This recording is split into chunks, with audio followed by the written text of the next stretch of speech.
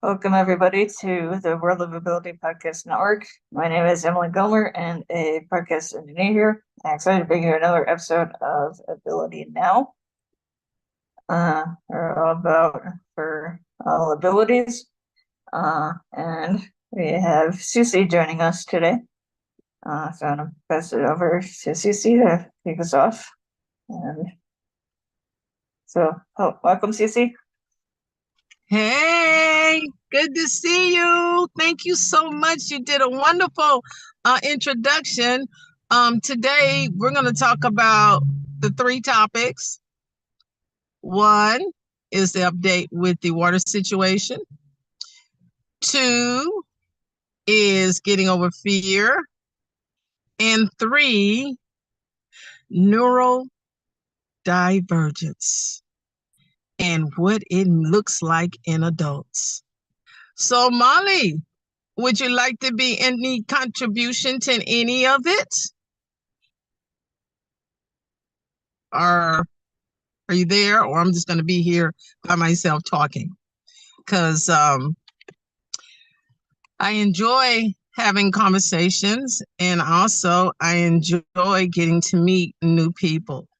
So today I'm going to give you an update about the water situation in Conyers, Georgia.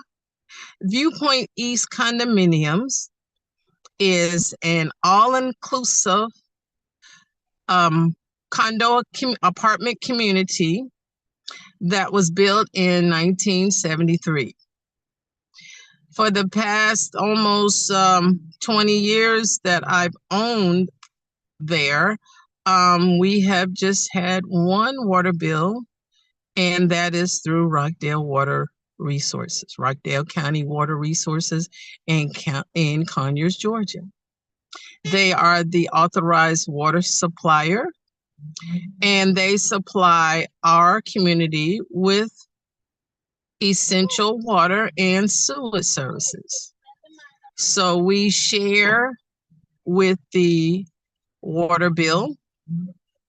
The community water bill runs from $4,000 or $5,000 a month to sometimes $10,000 a month. And we only have about 17 buildings, and we're half or less than half occupied, where someone lives in the condo. So there's about 79 condos, and at least 10% of them are not habitable because of backup sewage and what have you, water problems. So since January the 23rd, 2023, several condos have not had any water, and there was no disconnect notice, and there's no late bills. So as of today is July the 13th, 2024, we haven't had much visible progress in having everyone having water in the community. We have reached out to Rockdale Water Resources, and we spoke with the director, and he confirmed that our community water bill is paid, and it has not ever been disconnected. My conversation is what was not an option is repurchasing the same water that we've already paid for through a third-party collection agency who does not have water authority privileges. So all they do is bill, and in the state of Georgia, a third-party billing company does not have any regulations as far as how much the bill would be per month. So in June of 2024, one of the homeowners mentioned that her bill was $504 for 1 month. So I learned from that sharing that I need to stick with the water company that we're with. And it is illegal to steal water. So we're going to keep moving forward, keep being encouraged, and we're not going to have fear. So the definition of fear is, in my mind, is false evidence appearing real. So fear is an unpleasant emotion caused by a belief that someone or something is going to happen, like something dangerous, likely to cause pain, or is a threat.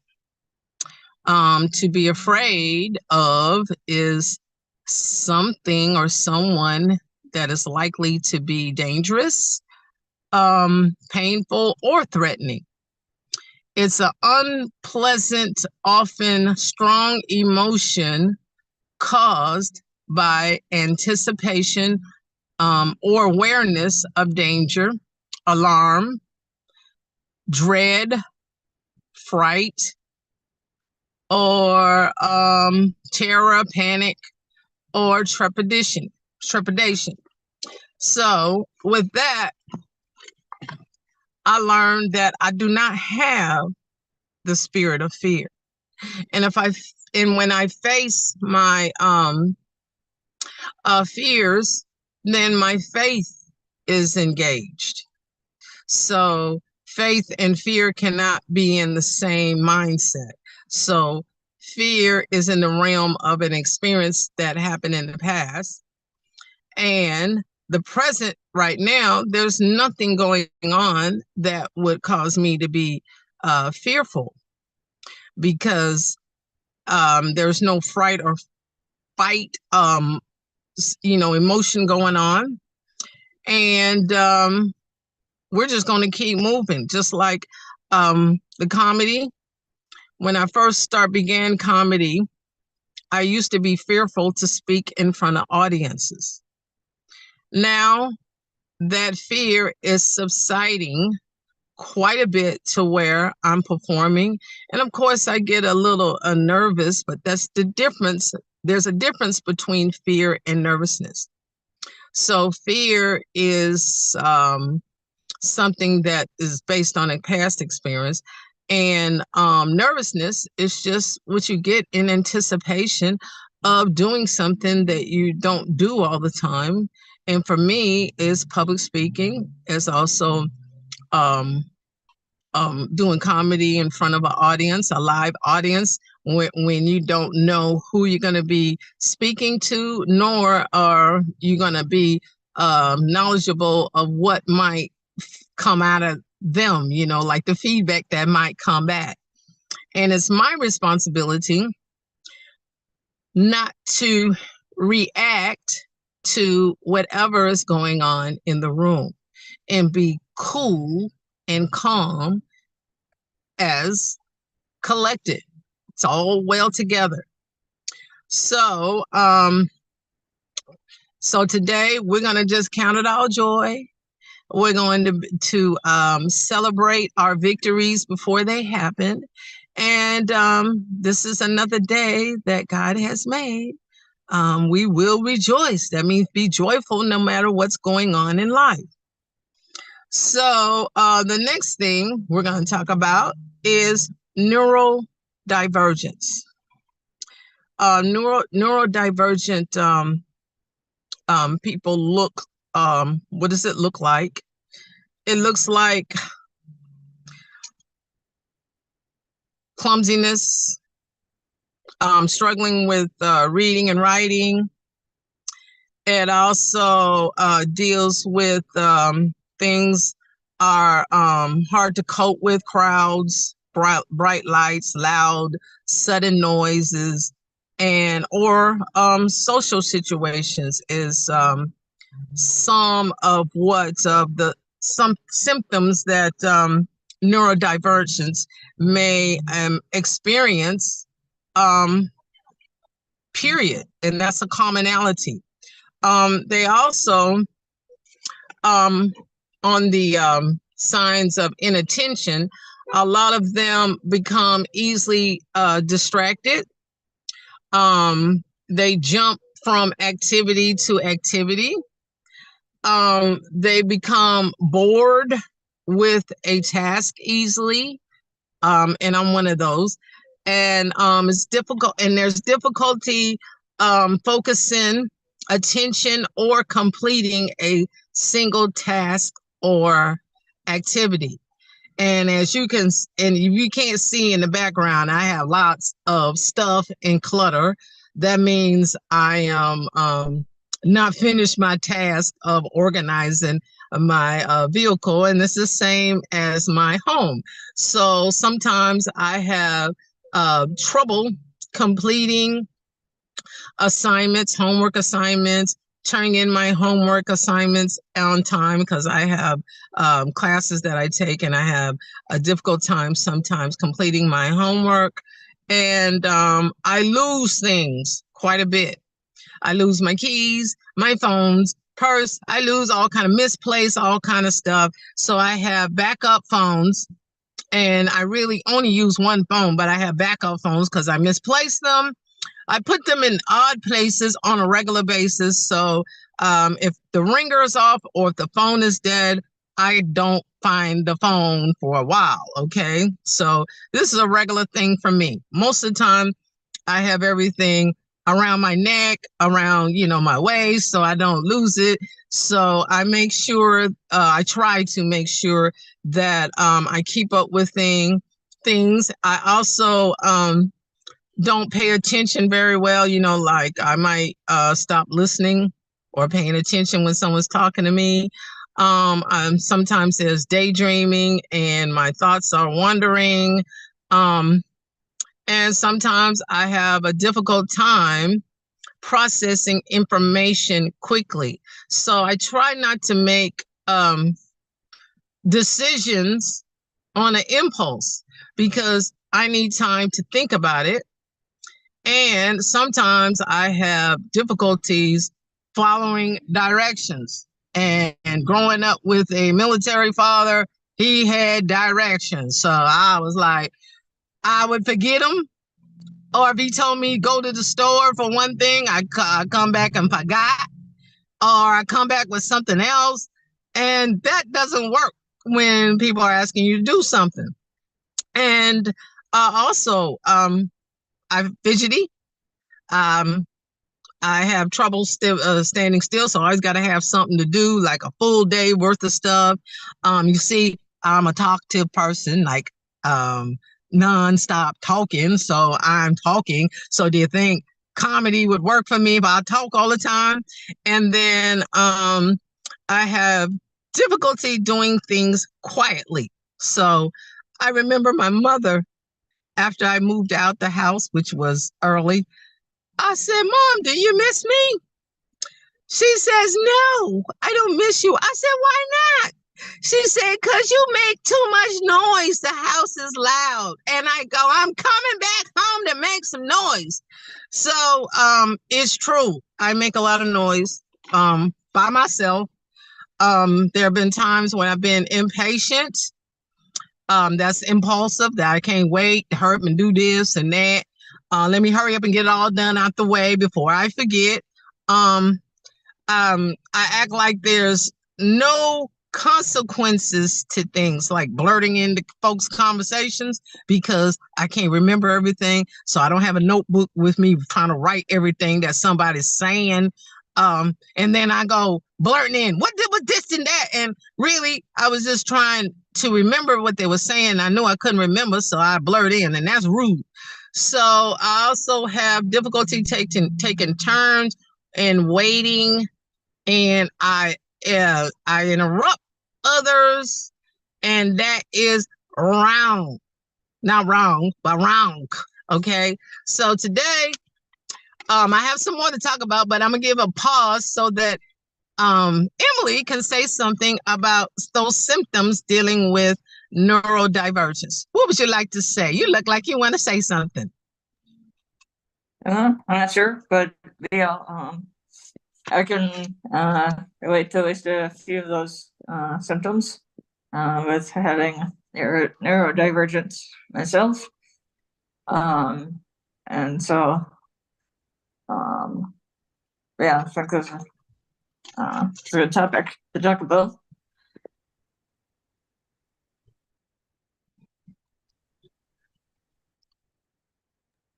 Well, So excellent. that's what's going up to say at the moment. So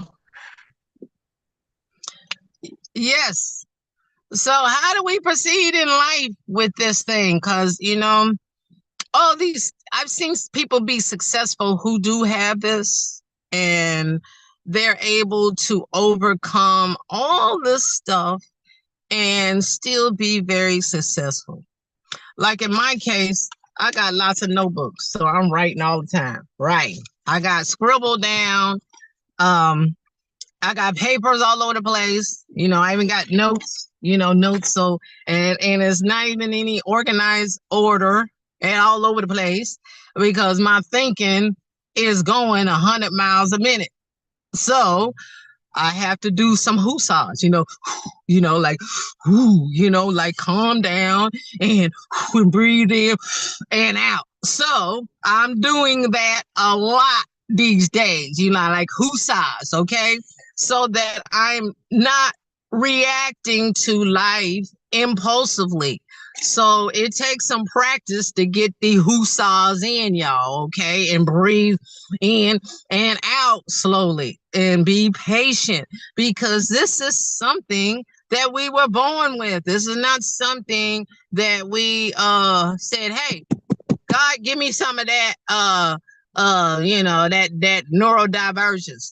Now, this ain't something that we just said, oh, can you give me some of that? Like you can hand it out, like you getting paid. No, we didn't ask for none of this. And for some of us, some of it is genetic, it was in our genes.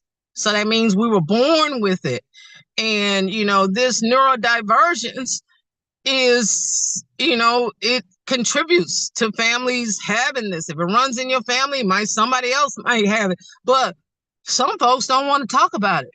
They just call people special. Well, yeah, we special in a good way, but special not in that kind of way. So I don't like to be called special in that way. I like to be called special because I'm the apple of God's eye. God thinks that of me. So also environmental factors can cause this, like if a mother is drinking and smoking during pregnancy, that causes children to be born early. So therefore their brains are not fully developed. Also, exposure to lead does the same thing where children are having neurodivergence. So, I got to do the hoosah thing and calm down because nobody can see what's going on in your brain. Only God can. And I experience all these different thoughts going around 10,000 times a minute, but count it all a blessing because a person that's neurodivergent has a zillion positive ideas. And those ideas turn into blessings when it's put in the right path. So I do believe that this is a blessing to have neurodivergence because we are the most creative people out here. We paint very, we do very artistic, very creative. We probably could come up with some songs, some not just music, but paintings, just do all kind of things because of it.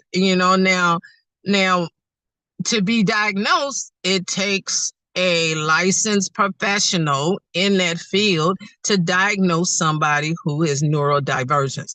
I did not do no self assessment by looking online and say, oh, I got that, and that, and that.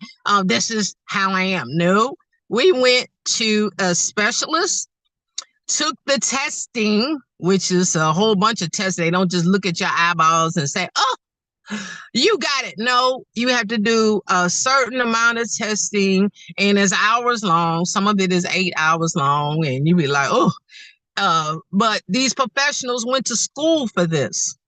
So when you go to school for these type of things, they specialize in neurodivergence. Now, what can we do to move forward? Okay, self-management. That means take the physical therapy. They have medications out here, both stimulants, non-stimulants, and other type of medication, but research those medications so that it will keep you um like not just normal, but keep you functioning and you not be all over the place. Okay, there's also behavioral therapy. Okay, exercise is very important for someone who is neurodivergent, and doing things that they like to do. Okay, having the right nutrition is very important. Staying away from junk food, fast foods, too much sugar when your brain is already thinking. Caffeine is one thing you want to stay away from. Fast drinks, they got all this caffeine in there. Someone who is neurodivergent needs to run from that. That means do not put it in the mouth. No, we don't need none of that. If things are going fast, we don't need nothing going faster in us, okay? So I personally stay away from all of that type of stimulation because it's not going to work for me.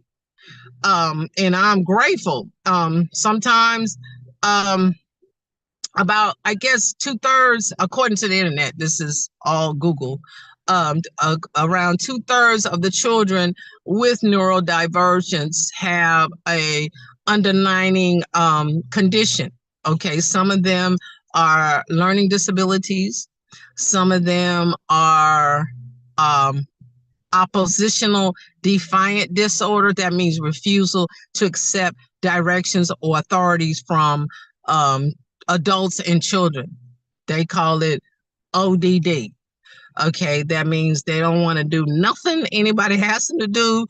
And even if they're being told to do the right thing, they just are refusing to accept directions. And that is all on the neurodivergent side.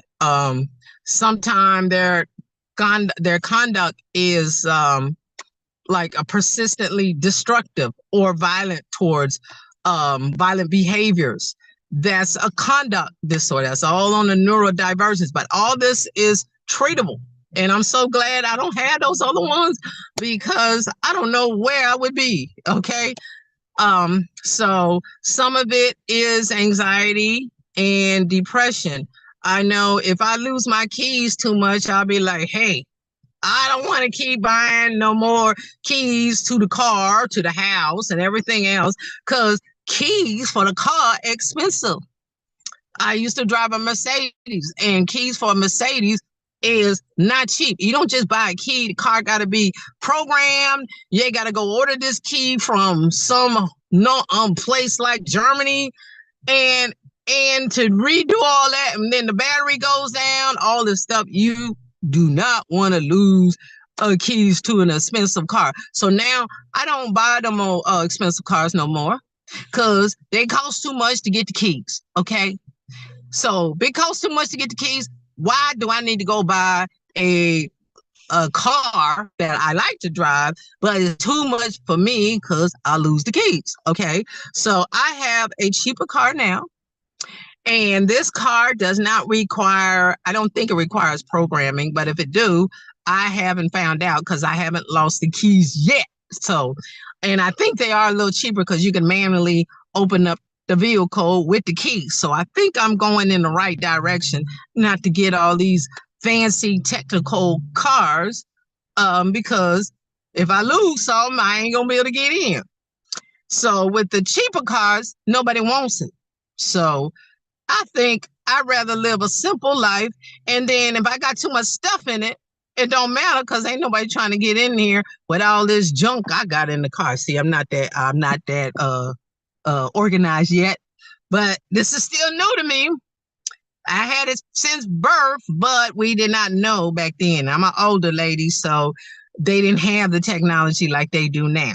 Okay, so it's going to take me a minute to undo decades of unorganization. So I need help. So since I don't have any help yet, it's gonna take me a little bit of time to undo it. So I'm okay with it, because this is about growing and learning to be better than what I was. And this is all turning out to be a good thing, that I'm learning so much about neurodivergence.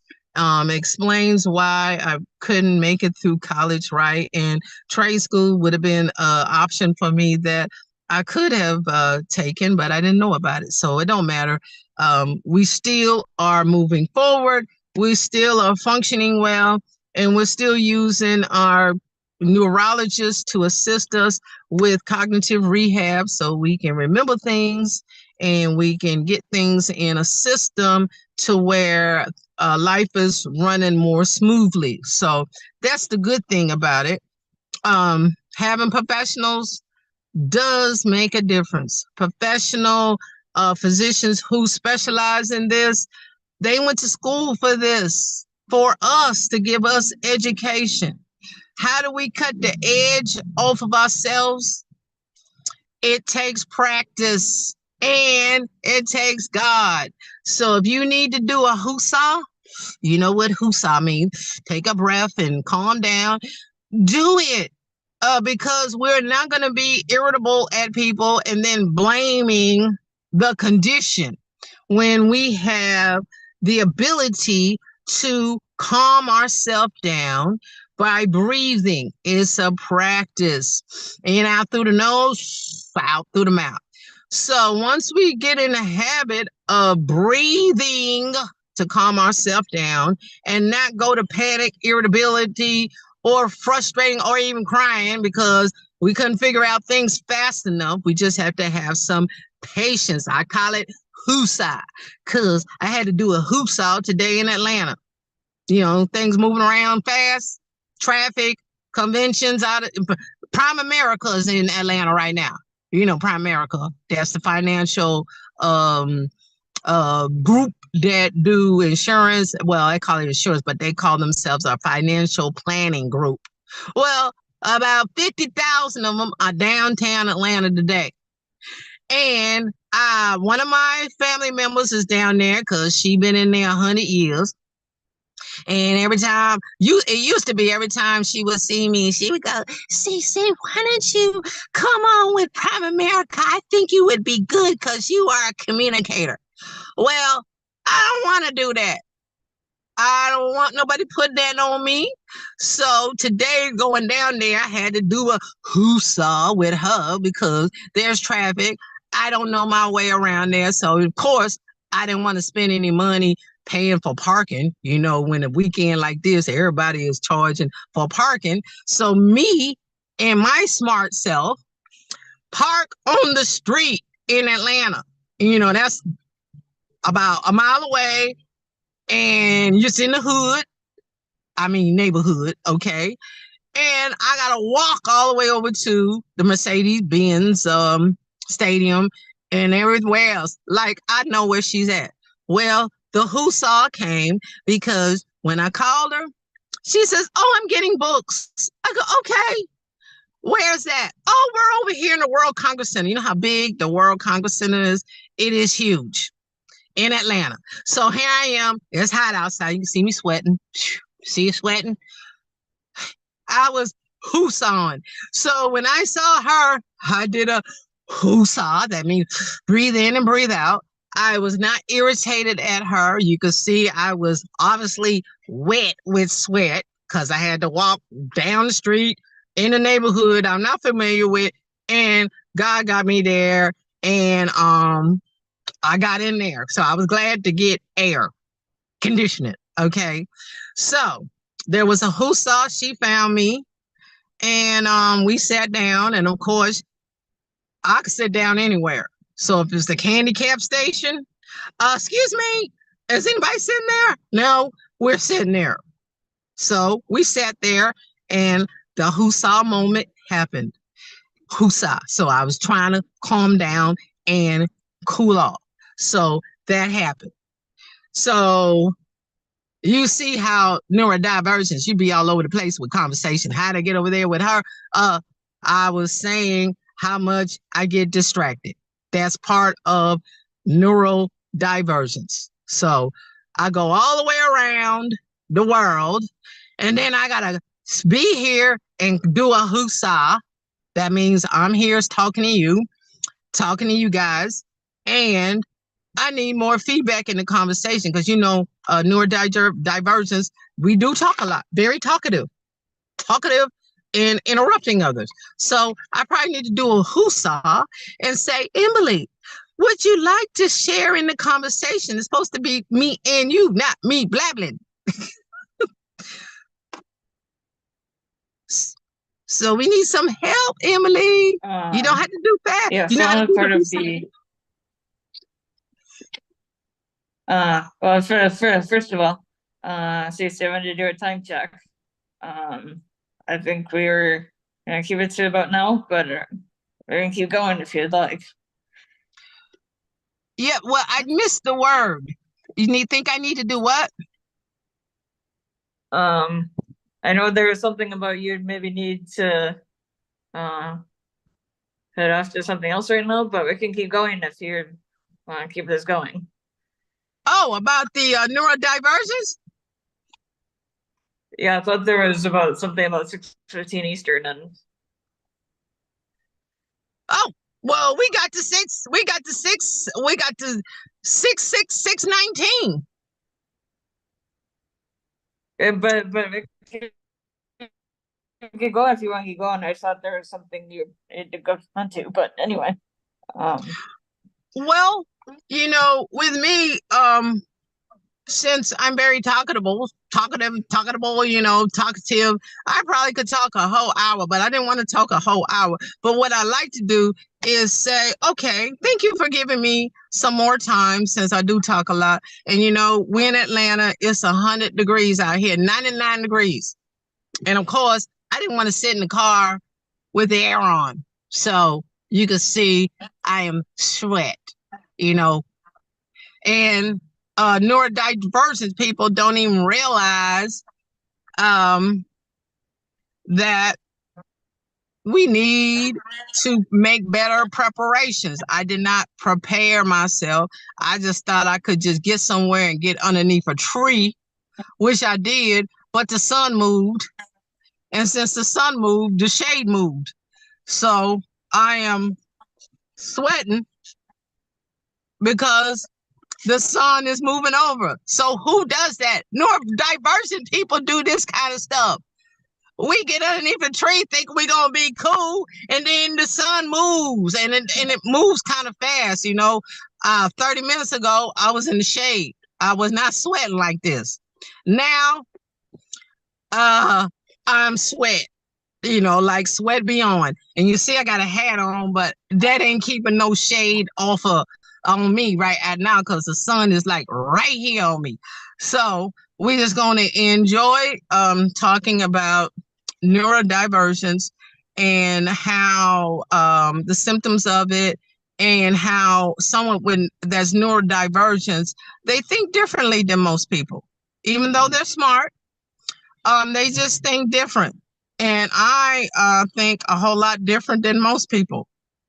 And there are several different types of neurodiversity, okay?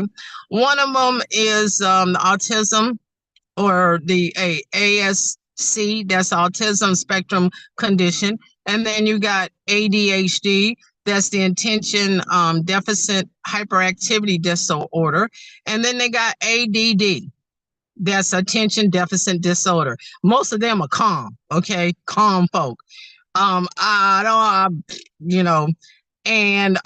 these other names I can't pronounce yet, but there's another one called DCD.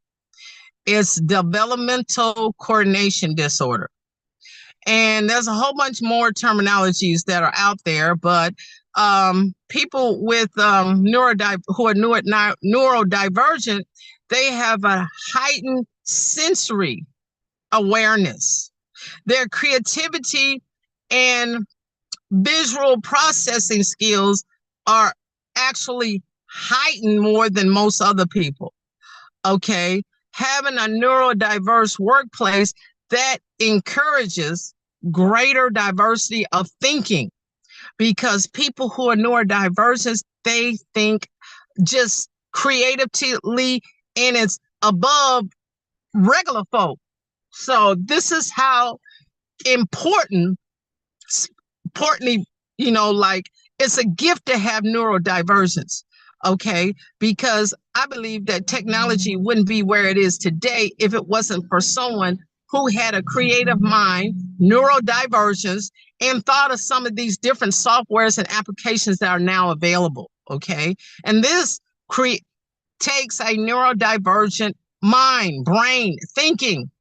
And so having that, it actually can be a benefit. It is a benefit because even though they may, neurodivergent may struggle with soft skills such as emotional intelligence and social interactions and the ability to work effective in a group, that doesn't mean that's overall for everyone, because each person who is neurodivergent, they don't act exactly the same as everybody else. Okay.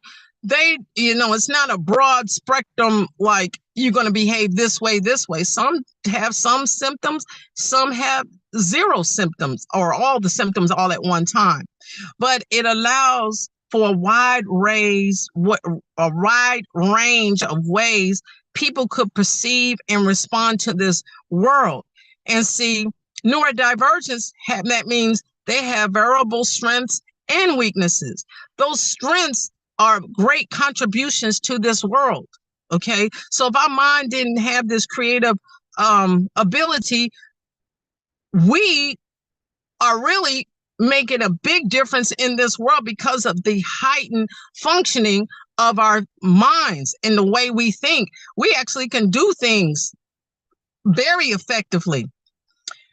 And I thank God for it now, because the creativity is on a heightened level. And so I just want to say, I think I've done enough talking, because I done enough sweating already, because I got to get somewhere and wipe the sweat off. And since I don't have water, I'm going to have to run to the gym, which I'm thankful the gym is down the street. So I will be doing a hoosah at the gym today. And thank you so much, everyone, for being here. I hope you share the message with everyone. This is the Spirit of the Game Foundation. This is the world of ability. We are learning so much about neurodiversity. We're learning how to overcome fear. And I am learning to move forward. Even though I may not have water in the house, I still gonna get a shower today and brush my teeth and wash my sweaty face and do a hoosah.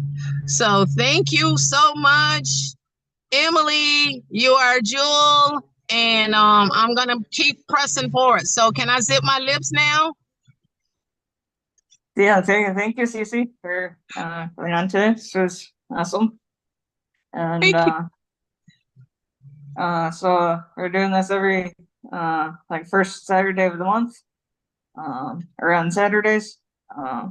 So anybody's, I'd love to have anybody else join us. If anybody's interested, let us know. Make that happen. But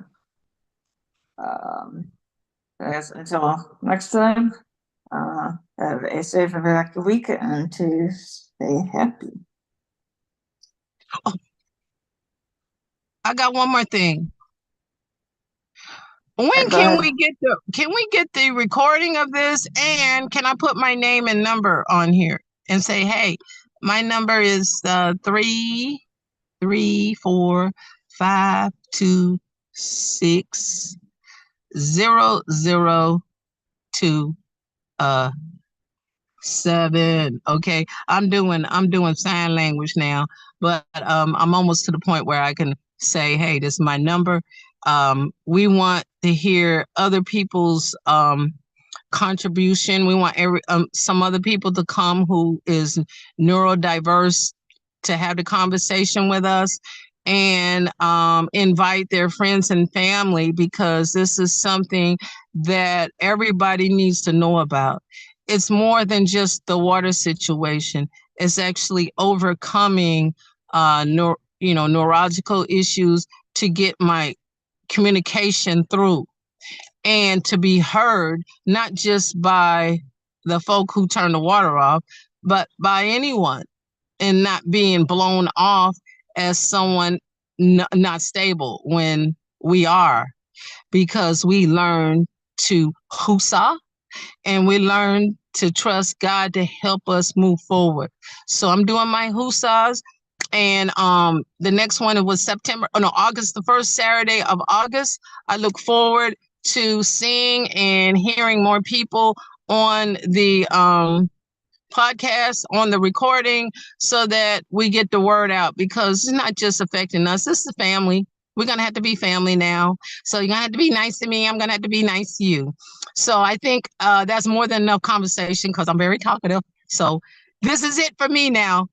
Bye, Molly, and thank you. Thank you, everybody.